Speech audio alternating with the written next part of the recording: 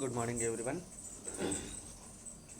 Government degree and PG college Bhadrachalam department of history తరపున మనం ఈ యూట్యూబ్ ఛానల్ చూస్తున్నాం. I'm M Kiran Kumar, lecturer in history, government degree and PG college Bhadrachalam. ఈరోజు మనం BA second ఇయర్లో ఉన్నటువంటి topic governor generals, British governor generals అనేటువంటి వాళ్ళలో ముఖ్యమైనటువంటి గవర్నర్ జనరల్స్లో ఒక గవర్నర్ జనరల్కి సంబంధించిన విషయాన్ని మనం చూద్దాం. ఇది బిఏ సెకండ్ ఇయర్లో థర్డ్ సెమిస్టర్లో పాటుగానే ఉంటుంది. ఆ బిఏ విద్యార్థులే కాకుండా ఇతర కాంపిటేటివ్ ఎగ్జామ్స్కి ఉపయోగపడే టాపిక్ ఇది. కాబట్టి ఒకసారి గవర్నర్ జనరల్స్లో మనం ఈరోజు కార్న్వాలిస్. ఈ కార్న్వాలిస్ మనకు హేస్టింగ్స్ తర్వాత గవర్నర్ జనరల్గా వచ్చిన వాళ్ళలో ముఖ్యుడు కార్న్వాలిస్. ఇతను అనేక మార్పులు చేయటంలో ముఖ్యుడు. ముఖ్యంగా ఇతనికి భారతీయుల మీద, భారతీయ సంస్కృతి మీద మంచి అభిప్రాయం లేదు. ఒక హేళన దృష్టితో ఉండేవాడు. భారతీయ సంస్కృతి, భారతీయ వీళ్ళ మీద, మనుషుల మీద, అంటే భారతీయుల మీద కూడా పెద్దగా ఆసక్తికరమైనటువంటి ఉద్దేశం ఆయనలో లేదు. ఎప్పుడు ఆయన వ్యతిరేకతతోనే ఉండేవాడు.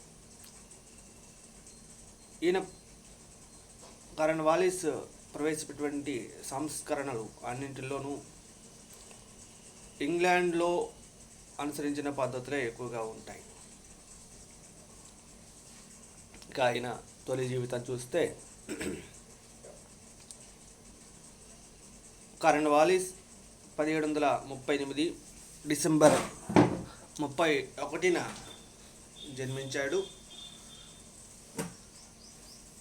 ఈయన ఏటెన్లో విద్యాభ్యాసం చేసి ట్యూనిక్ మిలిటరీ అకాడమీలో తరఫీదు పొందాడు.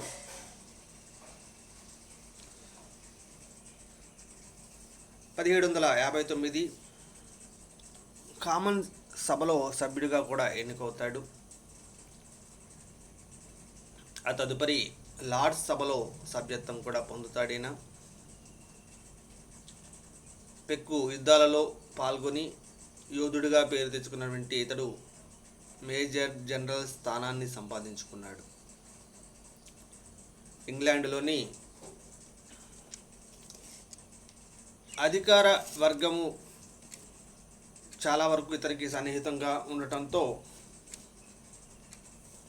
1786 నాటికి బెంగాల్ ప్రాంత గవర్నర్గా నియమితుడయ్యాడు.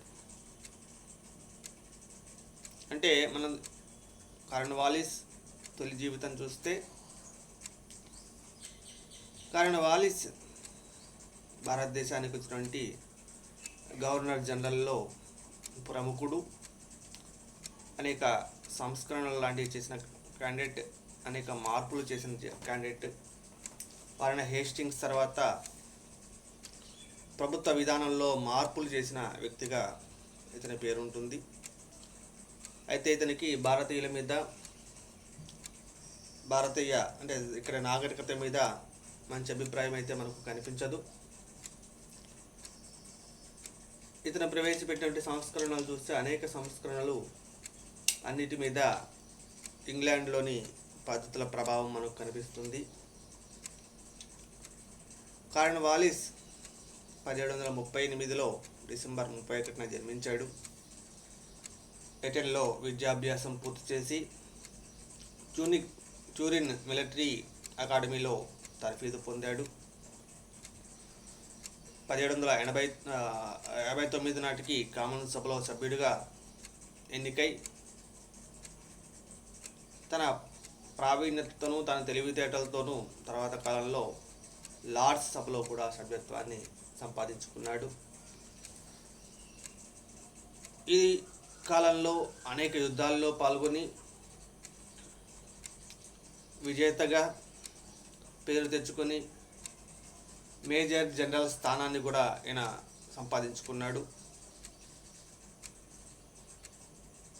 ఇతనికి యుద్ధాల్లో మంచి పేరు రావటం, కామన్ సభ, లార్డ్ సభ లాంటి వాటిలో మెంబర్స్గా ఉండటం, ఇలా దాంతో ఇంగ్లాండ్లోని అధికార వర్గానికి చాలా సన్నిహితుడిగా ఉంటాడు.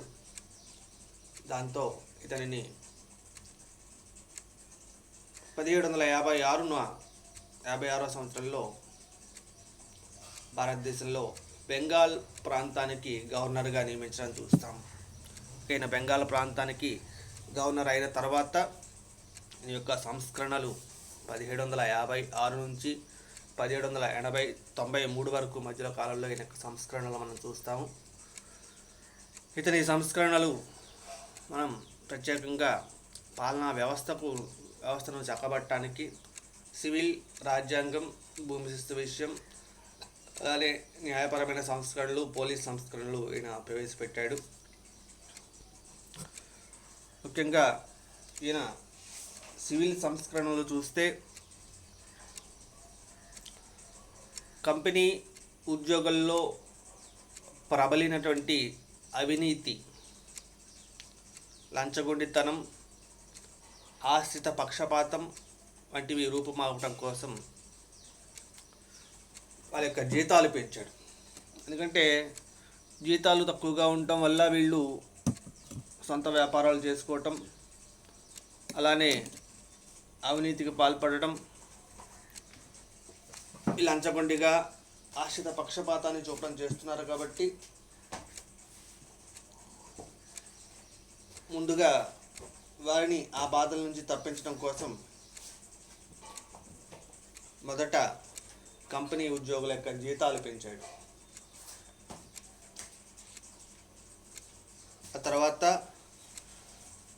వారు సొంత వ్యాపారం చేసుకుంటున్నారు కాబట్టి, అంటే అప్పటి వరకు వారికి ఆదాయం తక్కువగా ఉండటం, ఆ శాలరీ తక్కువగా ఉండటం వల్ల వాళ్ళు సొంత వ్యాపారం చేసుకునేవాళ్ళు. కాబట్టి ఆ సొంత వ్యాపారం చేయొద్దు, మీకు కంపెనీ వ్యాపారమే ముఖ్యం, మీకు జీతాలు కూడా పెంచాం కాబట్టి కంపెనీ సొంత వ్యాపారం చేసుకోవడాన్ని నిషేధిస్తుందని చెప్పి నిషేధాజ్ఞ జారీ చేస్తాడు. భారతీయుల పట్ల కారణం వాలిస్కు సదభిప్రాయం లేనందువల్ల వారంతా హెచ్చు జీతాలు పొందుతున్నారని దానికి అనర్హులుగా నమ్మాడు ఆయన. అంటే భారతీయులకు కూడా జీతాలు ఇస్తున్నారు, భారతీయులకు ఎక్కువ జీతాలు ఇస్తున్నారు, ఏంటిది తక్కువ కదా అంటే, భారతీయులు ఏంటంటే వాళ్ళు జాతి అహంకార భావన, మేము వైట్ పీపుల్, వీళ్ళు బ్లాక్ పీపుల్, ఇలాంటి ఫీలింగ్తో ఆయన ఉన్న క్యాండిడేట్ కాబట్టి ఇలాంటి ఇండియన్స్కి ఇంత ఎక్కువ జీతం ఇస్తున్నారు అనేటువంటి భావనలో ఆయన ఉన్నాడు. ఎక్కువ జీతాలు పొందుతున్నారు కాబట్టి వాళ్ళు అందుకు అనుకూలు కాదని ఆయన భావన. తర్వాత భారతీయుల్ని ఈ పెద్ద ఉద్యోగాలను తొలగించేసి చిన్న ఉద్యోగాలకి పరిమితం చేయడం కూడా మనం చూస్తాం. ఉన్నత ఉద్యోగాలన్నీ ఆంగ్లేయులకే ఇచ్చాడు. భారతీయుల్ని ఉన్నత ఉద్యోగాల్లో రాకుండా చూడటం, ఎందుకంటే భారతీయుల పట్ల ఒక రకమైన అవహేళన భావం ఆయనలో ఉంది. భారత జాతి పట్ల, సంస్కృతి పట్ల ఒక రకమైన అవహేళన భావం ఆయనలో ఉండటం వల్ల ఆయన భారతీయుల్ని ఉన్నత ఉద్యోగాల్లో లేకుండా తొలగించడానికి అనేక తన ప్రయత్నం చేసి ఉన్నత ఉద్యోగుల్లో ఎక్కువగా ఇంగ్లీష్ వారినే పెట్టడం మనం చూస్తాం. అలానే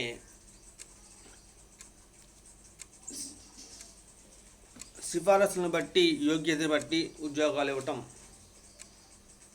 అంటే సిఫారసులను బట్టి ఉద్యోగాలు ఇవ్వటం తప్పు అని, సిఫారసులు బట్టి కాకుండా వాళ్ళకున్నటువంటి అర్హతన, వాళ్ళకున్నటువంటి యోగ్యత ఆధారంగా ఉద్యోగాలు ఇచ్చాడు. ఇది అంటే ఉద్యోగులకి వాళ్ళకు ఉండే అర్హత ఏంటో చూసి అర్హతను ఆధారంగా ఉద్యోగాలు ఇవ్వటం తప్ప వాళ్ళకి ఏది రికమెండేషన్స్ బట్టి ఉద్యోగాలు ఇవ్వడం తప్పు అని నమ్మిన క్యాండిడేట్. తర్వాత రాజ్యాంగపరమైన సంస్కరణలు చూస్తే, రాజ్యాంగపరంగా గవర్నర్ జనరల్ ఆదేశం మేరకు రాష్ట్ర గవర్నర్ వ్యవహరించాలి. 1793 నాటికి చట్టం ప్రకారం గవర్నర్ జనరల్ గవర్నర్కు వీటో అధికారం ఇచ్చారు. భారతదేశం నుండి బోర్డ్ ఆఫ్ కంట్రోల్ సభ్యుల వేతనాలు చెల్లించాలి. చెల్లించబడాలి. భారతదేశ వ్యయ పత్రాలు కంపెనీ వారికి పార్లమెంటుకు సమర్పించాలి. అంటే ఇక్కడ చూడండి, గవర్నర్ జనరల్ ఆదేశంలో ఉండాలి. దీనికి ఒక బోర్డ్ ఆఫ్ కంట్రోల్ వేతనాలు చెల్లించడం, దానికి తోడు కంపెనీకి ప్రతి సంవత్సరం ఆదాయ వేళ సంబంధించి ఇన్ఫర్మేషన్ పత్రాలు అయితే పార్లమెంటుకు సమర్పించడం మనం చూస్తాము. ఇక తర్వాత నేను దాంట్లో బాగా చెప్పుకోవాల్సింది కార్న్వాలిస్. దాంట్లో బాగా చెప్పుకోవాల్సినటువంటి సంస్కరణలలో ఎక్కువ ప్రాముఖ్యం పొందింది భూమి శిస్తు. ఎందుకంటామంటే ఈ టైంలో భూమి శిస్తు నిర్ణయం అనేది చాలా ప్రత్యేకమైనది. 17వ శతాబ్దంలో బెంగాల్ రాష్ట్రంలో జమీందారులు రైతుల నుంచి భూమి శిస్తు వసూలు చేసి కొంత భాగం తమ వద్ద ఉంచుకొని మిగతాది ప్రభుత్వానికి సమర్పించేవాళ్ళు. అంటే జమీందారులు రైతుల దగ్గర నుంచి పన్నులు వసూలు చేస్తున్నారు, కానీ ప్రభుత్వానికి జమ చేయడంలో కొన్ని తప్పులు ఉన్నాయి. కాబట్టి ఈ విధానాన్ని ఆయన చూసి దీంట్లో మార్పులు చేయాలని ఆయన ప్రయత్నం చేస్తాడు. ముఖ్యంగా జమీందారీ హక్కు వంశపారంపర్యంగా ఇవ్వటం చూశాడు. ఈ జమీందారు ఎవరైతే ఉన్నారో వాళ్ళు స్వార్థపరులై రైతుల దగ్గర నుంచి పన్నులు అయితే వసూలు చేస్తున్నారు, ఎక్కువ మొత్తంలో పన్నులు వసూలు చేస్తున్నారు. కానీ ప్రభుత్వానికి వచ్చేసరికి తక్కువ మొత్తం చెల్లించడం వల్ల ఇటువైపు ప్రభుత్వానికి అటువైపు రైతులకి ఇద్దరు నష్టాన్ని చూశారు. అంటే మధ్యవర్తులుగా ఉన్నటువంటి జమీందారులు చేసిన పని వల్ల ఒకవైపు పన్ను వసూలు విషయంలో కఠినంగా పన్ను వసూలు చేస్తున్నారు, ఎక్కువ మొత్తంలో పన్ను వసూలు చేస్తున్నారు రైతుల దగ్గర నుంచి. ప్రభుత్వానికి కట్టాల్సి వచ్చేసరికి తక్కువ మొత్తంలో పన్ను చెల్లిస్తున్నారు. ఏదో కారణాలు చెప్తున్నారు. ఆ సమయంలో కరువు కాటకాలు వచ్చినాయనో, ఆ సమయంలో వర్షాలు ఎక్కువగా ఉన్నాయనో, ఏదో ఒక కారణాలు చెప్పి, అతివృష్టి అనావృష్టి కారణాలతో చెప్పి పన్నులు ప్రజలు చెల్లించలేదు, రైతులు చెల్లించలేదు అని చెప్పి ఏదో ఒక సాగు చూపి ప్రభుత్వానికి తక్కువ మొత్తంలో అధిక పన్ను చెల్లించడం వల్ల ఏంటంటే ఒకవైపు రైతులు, మరొక వైపు ప్రభుత్వం ఇద్దరు నష్టాన్ని చవిచూశారు. ఈ పద్ధతికి బదులుగా వారన్ హేస్టింగ్స్ వేలం పద్ధతి ప్రవేశపెట్టాడు. ఆ వారన్ హేస్టింగ్స్ పెట్టినటువంటి వేలం పద్ధతి కూడా వాస్తవానికి లోపభూయిష్టంగానే ఉంది. వేలం పాడిన వారు కూడా రైతుల్ని అమితంగా పీడించి పన్ను వసూలు చేసి కంపెనీకి మాత్రం పన్ను చెల్లించకుండా బకాయి పడే పరిస్థితి మనం చూస్తాం. ఇలాంటి పరిస్థితుల్లో కలెక్టర్లు అంటే వేలంపాటదారులతో చేరి లంచాలు పుచ్చుకొని కంపెనీకి కూడా మోసం చేయటం మనం చూస్తాం. కలెక్టర్ అంటే పన్ను వసూలు ద్వారానే కలెక్టర్, వాస్తవానికి కలెక్టర్ అనే పదం అలానే వచ్చింది. వాళ్ళు కూడా లంచాలు తీసుకొని పన్నులు ఈ వేలంపాడిన వాళ్ళ దగ్గర నుంచి సక్రమంగా తీసుకోకుండా ఇంకొక రకంగా ఈ కంపెనీకే నష్టం చేకూర్చారు. భూమి శిస్తు వసూలు కంపెనీ డైరెక్టర్లకు ఒక పెద్ద సమస్యగా మారిపోయింది. భూమి శిస్తు వసూలు చేయాలనేది ఒక పెద్ద సమస్యగా మారడంతో తిరిగి పాత పద్ధతి ప్రకారం భూమి శిస్తు వసూలు చేసే అధికారం జమీందారులకే ఇచ్చేసి వారు ప్రభుత్వానికి ఎంత శిస్తు చెల్లించవలసింది శాశ్వతంగా నిర్ణయిస్తే కంపెనీకి నిలకడైనటువంటి రాబడి ఉంటుందని భావించి డైరెక్టర్లు తమ అభిప్రాయాన్ని కార్న్వాలిస్కు వెలిబుచ్చారు. అంటే పాత పద్ధతిలో జమీందారులు పన్ను వసూలు చేయటం, రైతుల దగ్గర నుంచి కంపెనీ ప్రభుత్వానికి కట్టడం చూస్తాం. అది పద్ధతి బాగాలేదని చెప్పి వారన్ హేస్టింగ్స్ టైంలో వేలం పాడే పద్ధతి పెడతాడు. ఇది కూడా బాగాలేదు, మళ్ళీ పాత పద్ధతే బెటర్ అని చెప్పి ఆలోచించి మళ్ళీ పాత పద్ధతిలో ఏమైనా మార్పులు చేర్పులు చేసి పాత పద్ధతి ప్రవేశపెట్టాలని చెప్పి వీళ్ళు డైరెక్టర్లు తమ అభిప్రాయాన్ని కార్న్వాలిస్కి వ్యక్తపరిచారు. వారి ఆజ్ఞ మేరకు కరోనా వాలిస్ రైతుల ఎంత భూమిని సాగు చేస్తున్నారు, ఎంత పంట పండుతున్నదో అంతవరకు వారు ఎంత శిస్తు కడుతున్నారో కనుక్కొని లెక్కలు తయారు చేయమని కలెక్టర్లకు ఆదేశం ఇచ్చారు. అంటే అసలు ఒక పట్టిక తయారు చేయాలి. అసలు రైతులు ఎంతమంది ఉన్నారు, వాళ్ళు కంపెనీకి ఎంత శిస్తు కడుతున్నారు ప్రతి సంవత్సరం, అంటే వాళ్ళకున్నట్టు భూమి ఎలా ఉంది, ఎంత భూమి ఉంది, అది ఏ రకంగా సాగు చేస్తున్నారు, వాళ్ళు ఎంత పన్ను కడుతున్నారు, ఒక లెక్క తయారు చేయమని కలెక్టర్లకు ఆదేశం ఇచ్చాడు. కలెక్టర్లు ఎంత శ్రమపడినా పూర్తి వివరాలు కలెక్టర్ కనుక్కోలేకపోయారు. దాంతో కలెక్టర్లు తమ కాలమంతా ఈ విషయ సేకరణకు ఉపయోగిస్తే వారి మిగతా పనులకు ఇబ్బంది కలుగుతుందని భావించి అప్పటి వరకు లభించిన వివరాల ఆధారంగా రైతులు ఎంత కట్టాలో, జమీందారుల వద్ద నుంచి ఎంత పన్ను వసూలు చేయాలో నిర్ణయించి శాశ్వతంగా భూములను 1789లో జమీందారులకు ఇచ్చేశాడు. దీన్ని మనం శాశ్వత భూమి శిస్తు విధానం అని చెప్పంటాం. అంటే మనం ప్రతి సంవత్సరం జమీందారులకి ఇవ్వటం, అది మళ్ళీ వాళ్ళు పన్నులు కట్టడం ఇలాంటివి చూసి కాదు, ఒక్కసారి అలా ఎంత వస్తుంది ఏంటనేది ఒక లెక్కలేమంటే కలెక్టర్లు సరిగా లెక్కలేరు. దీంతో వచ్చిన ఇన్ఫర్మేషన్ ఆధారంగానే ఆయన శాశ్వతంగా పన్ను ఎలా వసూలు చేయాలని ఆలోచించి ఉన్న భూమిని మొత్తాన్ని శాశ్వతంగా 1789లో జమీందారులకు ఇచ్చేశారు. దీన్ని మనం శాశ్వత శిస్తు విధానం అంటాం. ఈ శాశ్వత శిస్తు విధానంలోని ముఖ్యాంశాలు చూస్తే, ఈ శాశ్వత శిస్తు విధానంలో జమీందారులు తమ స్వంతదారులుగా తమ సొంత భూమిగా పరిగణన ఉంటుంది. అంటే అంతకుముందు తమ భూమి ఇది కాదు ఇది అనే ఫీలింగ్లో ఉండేవాళ్ళు, కానీ ఇప్పుడు జమీందారులకు శాశ్వతంగా ఇచ్చారు కాబట్టి ఇది తమ సొంత భూమి అనే భావన వచ్చేది. అయితే ఏ సందర్భంలోనైనా వాళ్ళు తమ విధులను సక్రమంగా నిర్వహించకపోతే ఆ భూమిపై హక్కులు రద్దవుతాయి. అంటే మీకు భూమిని ఇస్తున్నాం శాశ్వతంగా ఎంజాయ్ చేయండి అని ఇవ్వలే, మీకైతే భూమి ఇస్తున్నాము, మీరు సక్రమంగా పన్ను చెల్లించినంత కాలం, చెప్పిన నియమ నిబంధనలన్నీ కరెక్ట్గా, విధులన్నీ పర్ఫెక్ట్గా ఫాలో అయినంత కాలం మాత్రం మీకు ఆ భూమి ఉంటుంది. లేకపోతే ఆ భూమిని రద్దు చేసి మిమ్మల్ని రిటర్న్ తీసుకుంటామని చెప్పి ఒక నియమ నిబంధన పెట్టారు. నెక్స్ట్, జమీందారులు కట్టే భూమి శిస్తు తప్పించి మిగతా భూమిపై ఇతర పన్నుల ద్వారా వసూలు చేసే ధనం ప్రభుత్వానికి దక్కదు. అంటే జమీందారులు భూమి శిస్తు రైతుల దగ్గర నుంచి వసూలు చేస్తారు, ఇతర పన్నులు వసూలైన ధనాన్ని మాత్రం ప్రభుత్వానికి ఇవ్వరు. తర్వాత శాశ్వత శిస్తు భూమి శిస్తు వల్ల 1765లో అంటే 1765 నాటికి ఉన్న పన్ను రెండింతలు జమీందారులు ప్రభుత్వానికి కట్టవలసి వచ్చింది.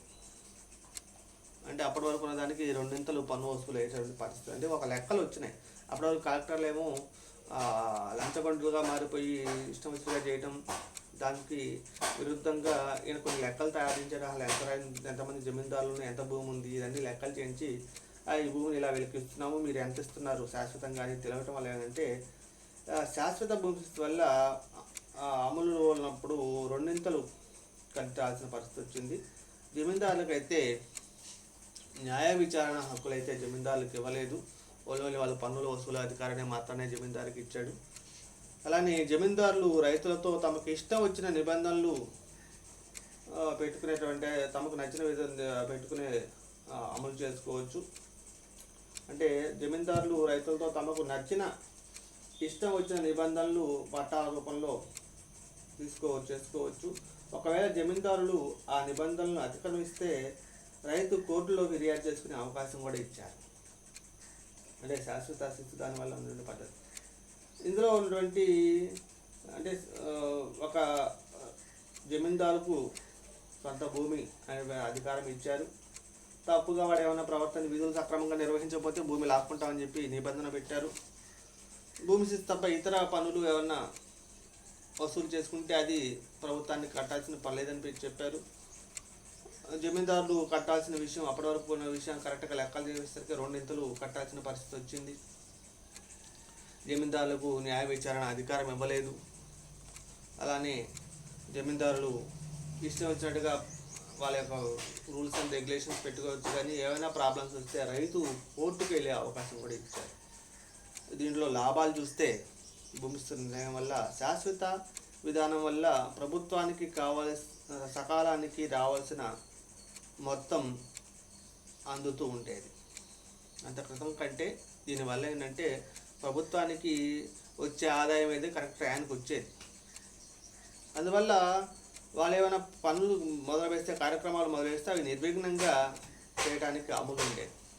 అంటే అంతకుముందు ఏమో ఎట్లా వస్తుందో తెలియదు, ఎంత వస్తుందో తెలియదు, రైతులు ఎంత ఇస్తారో తెలియదు, ప్రభుత్వానికి మీరు జమీందారులు ఎంత కడతారో తెలియదు, ఒక లెక్క తెలియదు, ఒక ఖచ్చితమైనటువంటి ఆదాయం వస్తుందనే విషయం తెలియదు. ఇక్కడ అలా కాదు, ఒక ఖచ్చితమైన ఆదాయం వచ్చే విషయం తెలిసింది, వాళ్ళు ఖచ్చితంగా చెల్లించేవాళ్ళు.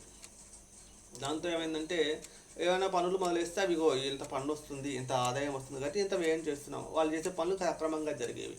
అది కూడా ఒక రకంగా యాక్సెప్టబుల్, ఒక హ్యాపీగా ఉన్నట్టుగా చెప్పాల్సి ఉంటుంది. ఇక నెక్స్ట్ దీంట్లో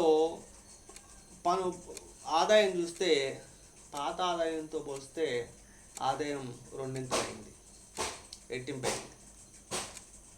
జమీందారులు పన్ను వసూలు చేసే అధికారం అప్పగించడం వల్ల కంపెనీకి వేరే ఉద్యోగులు నియమించడం, వారి ఖర్చులు భరించడం అలాంటి అవసరం లేనందువల్ల కంపెనీ కూడా చాలా ఖర్చు తగ్గిపోయింది. అంటే అంతకదమేమో పన్ను వసూలు చేసే అధికారం కంపెనీ పెట్టుకొని ఈ జమీందారుల వెంటబడి, ఈ కంపెనీ ప్రజల వెంటబడి పన్ను వసూలు చేయాల్సిన ఉద్యోగులు పెట్టాల్సిన అవసరం లేకుండా పోయింది. దాంతో కంపెనీకి ఖర్చు కూడా తగ్గింది. తర్వాత జమీందారు భూమిపై శాశ్వత హక్కును కలిగి ఉండడం చేత తమ హక్కుల రక్షణార్థం ఎల్లప్పుడూ ఆంగ్లేయులకు విజయులై విశ్వాసపాత్రులుగా మిగిలిగారు. ఇక్కడ చూడండి, జమీందారీ సిస్టంలో హక్కులు మీరు సక్రమంగా విధులు నిర్వహించండి, మీరు సక్రమంగా నిర్వహించినంత కాలం మాత్రమే మీకు ఆ భూమి ఇస్తామని చెప్పి కంపెనీ చెప్పడంతో ఈ కంపెనీ అధికారులకు, ఆంగ్లేయులకు విధేయులుగా వాళ్ళు చెప్పినట్టుగా వాళ్ళ అడుగులు మరుగులు వస్తూ వీళ్ళు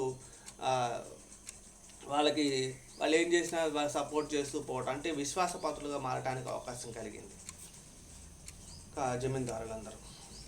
అంటే వాళ్ళకు ఒక హక్కు ఉంది భూమి మీద, ఆ హక్కును రక్షించుకోవటం కోసం వీళ్ళు కంపెనీకి ఎల్లప్పుడూ విశ్వాసపాత్రులుగా మెలగటం మనం చూస్తాము. జమీందారులు బంజరు భూములు కూడా సాగుబడిలోకి తీసుకొచ్చి వ్యవసాయ అభివృద్ధి చేసి ఐశ్వర్యవంతంగా మారారు. అంతకతమేమో ఏ భూమి ఏంటని తెలియదు, కానీ ఈ జమీందారీ నీకు ఇస్తున్నది, మీకు హక్కు ఇస్తున్నామంటే వాళ్ళేమో పంట పండిస్తే లేదు, లేకపోతే లేదనే ఫీలింగ్తో ఉండేది. కానీ ఇప్పుడు ఈ ప్రాంతం మొత్తం మీకు ఇస్తున్నాం కాబట్టి సాగులేని భూమి, అంటే సాగు భూమి కాని భూమిని కూడా సాగుబడిలోకి తీసుకురావడం ద్వారా వీళ్ళు వేలంపాడులో కొంత పడతారు. వేస్ట్ భూమిని వీళ్ళు సాగులో చేయడం వల్ల దాని మీద ఆదాయం వస్తే ఆదాయంతో వీళ్ళు ఐశ్వర్యవంతంగా మారారు. జమీందారులు తర్వాత కాలంలో వాళ్ళకి ఐశ్వర్యం రావడంతో వాళ్ళు వర్తక వ్యాపారాల్లోనూ, పరిశ్రమలు ఇలాంటి వాటిలోనూ, సాంఘిక సాంస్కృతిక రంగాల్లో కూడా ప్రముఖ పాత్ర పోషించడం కూడా మనం చూస్తాము. అంటే శాశ్వత భూమి శిస్తు నిర్ణయం దీని ప్రకారం ఏంటంటే ప్రభుత్వానికి రాబడి రెండింతలైంది, అది మంచి బెనిఫిట్. నెక్స్ట్ సకాలానికి పన్ను వచ్చేది, ఆ సకాలానికి పన్ను వస్తుంది, ఇంత రాబడి వస్తుంది, ఇంత ఆదాయం వస్తుందని చెప్పడం వల్ల వాళ్ళు ఏ పని చేయాలనేది సక్రమంగా జరిగేది, నిర్విఘ్నంగా జరిగేది. అలానే పన్ను వసూలు చేసుకునే అధికారం వీళ్ళ చేతులు లేదు కాబట్టి జమీందారులే చేసుకుంటారు కాబట్టి వీళ్ళు ఉద్యోగులు నియమించి ఖర్చు పెట్టాల్సిన అవసరం కమిటీకి లేకుండా పోయింది. ఇంకా జమీందారులు వాళ్ళ యొక్క హక్కులు రక్షించుకోవడం కోసం ఎప్పుడు బ్రిటిష్ వాళ్ళకి అణిగి విశ్వాసపాత్రులుగా ఉండడానికి అవకాశం కలిగింది. ఇది కూడా మంచి జరిగింది వాళ్ళకి. నెక్స్ట్ వీళ్ళు జమీందారులు తమ జమీన్లో ఉన్నటువంటి దాంట్లో వ్యవసాయ యోగ్యం కాని భూములు ఏవైతుంటే, బంజరు భూములు ఏవైతుంటే వాటిని సాగుబడిలోకి తెచ్చి వాటిని ద్వారా వచ్చే ఆదాయాన్ని వీళ్ళు తీసుకొని ఐశ్వర్యవంతంగా మారారు. దాంతో వాళ్ళు పరిశ్రమలు పెట్టే విషయంలోనూ ఇతర వర్తక వాణిజ్యాల్లోనూ ముందంచి వచ్చి వాళ్ళు ప్రముఖ పాత్ర పోషించడం కూడా మనం చూస్తాం. ఇక దీనిపై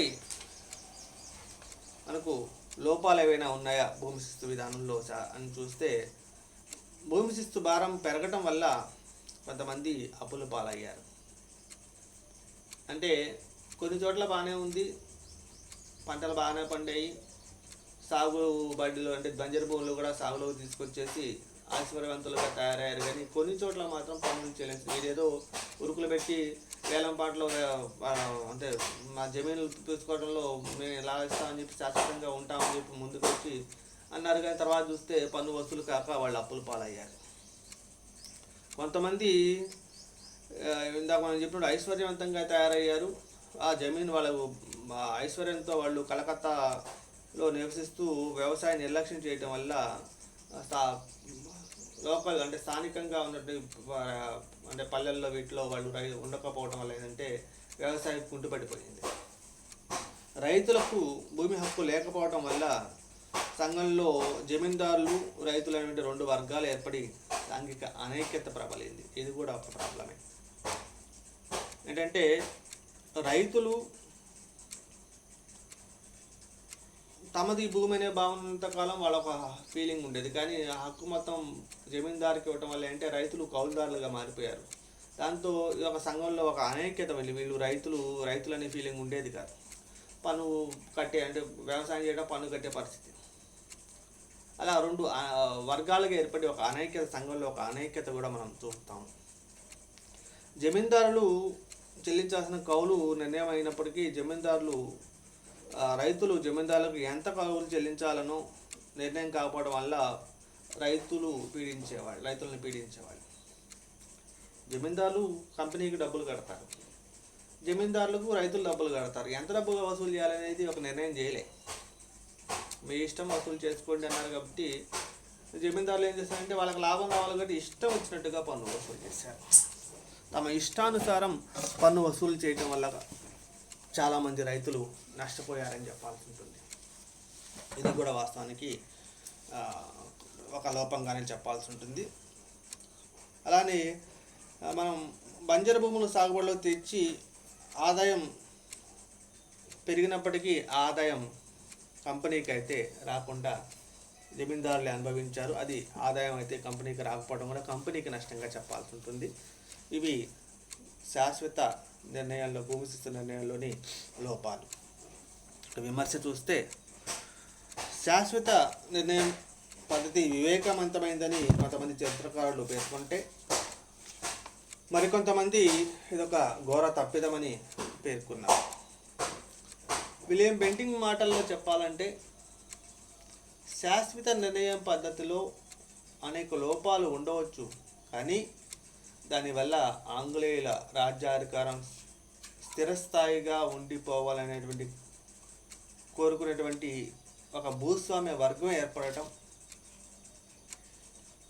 ఆ భూస్వాములకు ప్రజలపై అధికారం కలగటం ఆంగ్లేయులకు ఎంతో లాభదాయకమైంది. చూడండి ఎలా ఉందో. ఈ భూమి శిస్తు, శాశ్వత భూమి శిస్తు నిర్ణయం అనేది ఒక తప్పు అని చెప్పి చాలామంది చరిత్రకారులు అంటే, కాదు అలా ఇవ్వటం వల్ల ఈ జమీందారులు తయారయ్యారు, భూస్వాములుగా తయారయ్యారు. వాళ్ళు అణిగిమణిగి కంపెనీకి సపోర్ట్ చేయడం చూస్తాం. రైతులతో సంబంధం లేకుండా వాళ్ళే పన్నులు చెల్లించడం వల్ల ఏంటంటే అలా జమీందారులు మొత్తం కంపెనీకి సపోర్ట్ చేయటం కంపెనీ యొక్క అధికారం కాపాడుకోవటానికి చాలా ఉపయోగపడిందని విలియం బెంటింగ్ లాంటి వారు ప్రకటిస్తారు. దీని తర్వాత మనకు కారన్ వాలిస్ చేసినటువంటి సంస్కరణలో మరొక ముఖ్యమైన సంస్కరణ న్యాయ సంస్కరణ. న్యాయ సంస్కరణ చూస్తే కారన్ వాలిస్ దృష్టి ప్రధానంగా ఆకర్షించింది న్యాయస్థానాలు. ప్రజల యోగక్షేమాలకు న్యాయస్థానాలు ముఖ్యమని కారన్ వాలిస్ అభిప్రాయం. అందువల్ల న్యాయాధికారము, కార్యనిర్వహణాధికారం ఒక్కరి చేతిలో కేంద్రీకృతం చేయటం అనేది నిరంకుశత్వానికి దారితీస్తుందని నవాబులకు, కలెక్టర్లకు గల న్యాయాధికారాన్ని రద్దు చేశాడు. అంటే పన్ను వసూలు చేస్తారు, ఈ పనితో పాటు న్యాయస్థానం అని చెప్తామంటే రెండు పనులు మీ చేతిలో కాదు, కార్యనిర్వాహక వర్గం మీరు ఉండండి, అదే న్యాయ విషయం వేరే చూస్తారని చెప్పి సమర్థవంతమైనటువంటి సివిల్ క్రిమినల్ కేసుల విచారణలో 4 రకాల న్యాయస్థానాలను నెలకొల్పాడు. మొదటిది 50 రూపాయలకు మించిన కేసులు విచారణకై చిన్న న్యాయస్థానాలు మున్సిఫ్ కోర్టులను స్థాపితం చేశాడు. తర్వాత ప్రతి జిల్లాకు ఒక జిల్లా న్యాయస్థానాన్ని స్థాపించి అక్కడ ఆంగ్ల జడ్జి ఆధీనంలో పెట్టాడు. తర్వాత వీటిపైన పాట్నా అంటే జిల్లా స్థాయి పైన పాట్నా, ఢాకా, ముర్షిదాబాద్, కలకత్తాల్లో సంచార న్యాయస్థానాలు ఏర్పాటు చేశాడు. ఈ న్యాయస్థానాలు జిల్లాలో పర్యటించి అక్కడ అప్పీళ్లను విచారిస్తాయి. ఈ న్యాయస్థానాల్లో 2 ఆంగ్లేయులు 1 భారతీయుడు ఉంటాడు. ఇక 4వది సంచార న్యాయస్థానం నుండి వచ్చే అప్పీళ్లను విచారించడానికి కలకత్తాలో ఒక సుప్రీం సివిల్ కోర్ట్ సదర్ దివాన్ అదాలత్ అనేది ఒకదాన్ని ఏర్పాటు చేశాడు. ఇది గవర్నర్ ఆధీనంలో ఉంటుంది.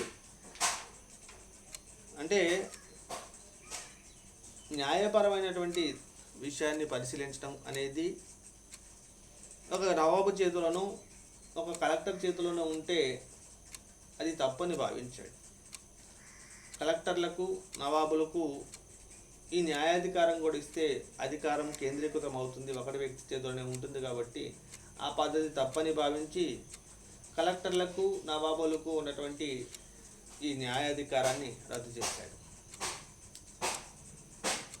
సమర్థవంతమైనటువంటి న్యాయపాలన అందించడం కోసం సివిల్ క్రిమినల్ కేసులను విచారించడం కోసం 4 న్యాయస్థానాలు నెలకొల్పాడు. అందులో మొదటిది 50 రూపాయలు మించినటువంటి కేసులు విచారించేటువంటి చిన్న న్యాయస్థానాలు మున్సిపల్ కోర్టులు అన్నాడు. రెండోది ప్రతి జిల్లాకు ఒక జిల్లా న్యాయస్థానం స్థాపించి అక్కడ ఆంగ్ల జడ్జిని నియమించాడు. తర్వాత పాట్నా, ఢాకా, ముర్షిదాబాద్, కలకత్తాల్లో సంచార న్యాయస్థానాన్ని నెలకొల్పాడు. ఈ న్యాయస్థానములు జిల్లాలో పర్యటించి అక్కడ అప్పీళ్లను విచారిస్తాయి. ఈ న్యాయస్థానాల్లో 2 ఆంగ్లేయులు 1 భారతీయుడు ఉంటాడు. ఇక 4వది ఈ సంచార న్యాయస్థానాల నుంచి వచ్చే అప్పీళ్లను విచారించటకు కలకత్తా నందు సుప్రీం సివిల్ కోర్ట్ సర్ దివానీ అదాలత్ను నెలకొల్పాడు. ఇది గవర్నర్ జనరల్ ఆధీనంలో ఉంటుంది.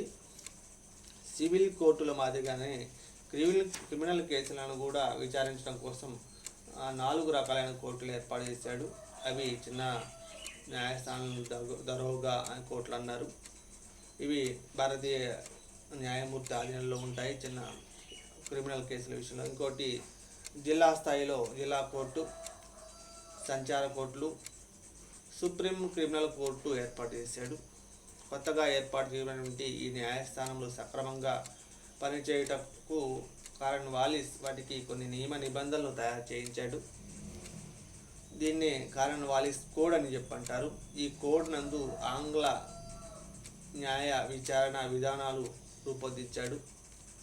ఉరిశిక్ష, అమానుష శిక్షలు రద్దు చేయబడ్డాయి. అంటే సివిల్ కేసులు ఎలా అవుతున్నాయో ఆ సివిల్ కేసుల మాదిరిగానే క్రిమినల్ కేసులను విచారించడం కోసం మనకు అక్కడ కూడా 4 రకాల కోర్టులు మనం చూస్తాం. ఈ 4 రకాల కోర్టుల్లో మనకు చిన్న న్యాయస్థానాన్ని దరోగా అని చెప్పన్నారు. ఇది భారతీయ జడ్జి ఆధీనంలో ఉంటుంది. రెండవది జిల్లా కోర్టు, ఇది దీని తర్వాత సంచార కోర్టులు, దాని తర్వాత సుప్రీం క్రిమినల్ కోర్టు కూడా ఏర్పాటు చేశాడు. ఈ కొత్తగా ఏర్పాటు చేసినటువంటి ఈ న్యాయస్థానాలు పనిచేయటం కోసం ఆయన ఒక కారన్ వాలిస్ కోడ్ అనే జన్ని ఒకదాన్ని ఏర్పాటు చేశాడు. ఆ నియమ నిబంధనల ఆధారంగా ఆంగ్ల న్యాయస్థానాలు విచారణ చేయాల్సి ఉంటుంది. ఇందులో ఉరి శిక్షలు అలానే అమానుషమైన శిక్షలు రద్దు చేయటం మనం చూస్తాము. తర్వాత పోలీస్ సంస్కరణలోకి వస్తే కారన్ వాలిస్ ప్రవేశపెట్టినటువంటి సంస్కరణల్లో రెవెన్యూ సంస్కరణలు అంటే భూమి శిస్తు విధానము, న్యాయపరమైన విషయంలో న్యాయస్థానాల విషయంలో ఎలా అయితే మంచి సంస్కరణలు ప్రవేశపెట్టాడో పోలీసు సంస్కరణలు కూడా అంతే మంచి సంస్కరణలు. ఈయన జమీందారులకు పోలీస్ అధికారులు రద్దు చేసి పోలీస్ దళములను పునర్నిర్మించి నేటి పోలీస్ శాఖకు పునాదులు వేసింది ఈ కారణం వాలిస్తే. అంటే న్యాయ విచారణ అధికారాన్ని రద్దు చేశాడు నవాబుల దగ్గర నుంచి, జమీందారుల దగ్గర నుంచి. పోలీస్ అధికారాన్ని, శాంతి భద్రతల అధికారాన్ని కూడా తీసేసి రద్దు చేసి పోలీస్ దళాన్ని నిర్మించాడు. అంటే ఇప్పుడు మనం పోలీస్ స్టేషన్ ఎలా ఉంటుంది, పోలీస్ దళం ఎలా ఉంటుందో అలాంటి పోలీస్ దళానికి పునాది వేసింది ఈ కారణం వాలిస్తే. ప్రతి జిల్లాకు ఒక ఠాణాలుగా విభజించి ప్రతి ఠాణాకు ఒక పోలీస్ స్టేషన్ను, దానికి ఒక దరోగా అనేటువంటి పోలీస్ అధికారిని నియమించాడు.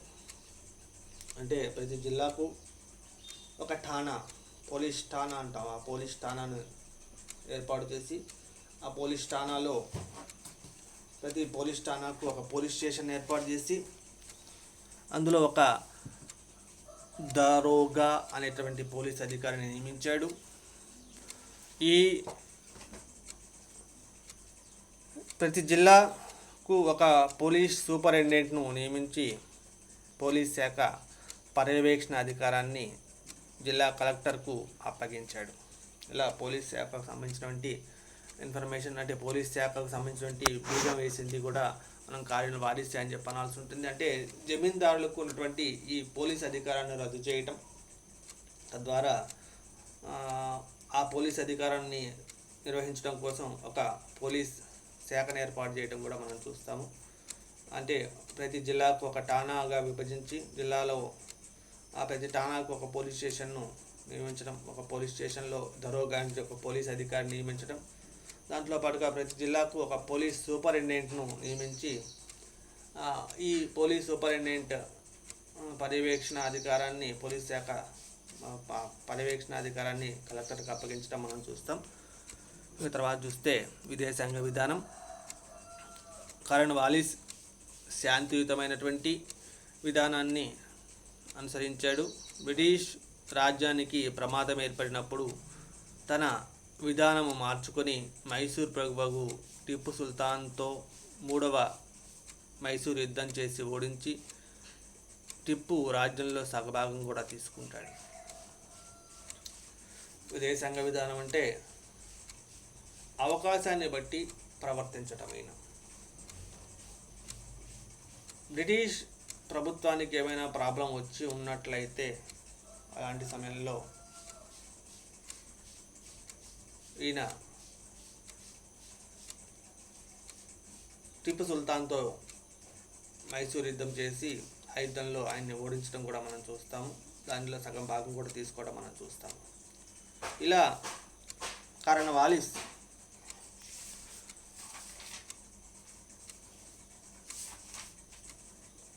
(1786) బెంగాల్ ప్రాంతానికి గవర్నర్గా నియమించడమై ఆయన తన పరిపాలనా సంస్కరణల ద్వారా రాజ్యాంగ సంస్కరణలు చేసి సివిల్ సంస్కరణలు, రాజ్యాంగ సంస్కరణలు చేశాడు. ఆ తర్వాత ఆయన కాలంలో ప్రధానంగా చెప్పుకోదగ్గది భూమి శిస్తు నిర్ణయం, శాశ్వత భూమి శిస్తు నిర్ణయ పద్ధతి. ఆ శాశ్వత భూమి శిస్తు నిర్ణయ పద్ధతి ద్వారా ఒకవైపు ప్రజలకు అంటే రైతులకు, మరొక వైపు కంపెనీకి లాభపడే విధంగా ఆయన నిర్ణయం తీసుకున్నాడు.